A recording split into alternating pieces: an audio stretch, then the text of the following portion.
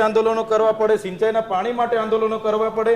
એટલે હવે અમે ગૃહમાં પણ મેં કીધું કે હવે અમે આવેદન નિવેદન જિંદાબાદ મુર્દાબાદ લડેંગે જીતેંગે કરવા માંગતા નથી.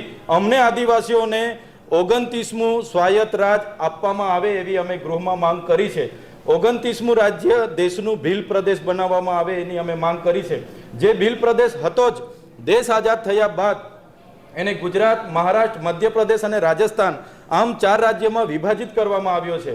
ત્યારે આજે પણ અમે લોકો બોર્ડર લેસ થઈને અમારી રીત રિવાજો, અમારી સંસ્કૃતિ, અમારી પરંપરા, અમારી રૂઢિપ્રથાઓ, અમારી બોલી ભાષા, અમારા નાચગાન, અમારી જન્મ, લગ્ન અને મરણની વિધિઓ આજે પણ અમારી સરખી છે. આજે પણ અમે બોર્ડર લેસ થઈને 4 રાજ્યોના લોકો રોટી બેટીનો વ્યવહાર કરીએ છીએ. એટલે સંવિધાનમાં આર્ટિકલ 3 અંતર્ગત ભાષા આધારિત નવા રાજ્યની જોગવાઈ છે જ.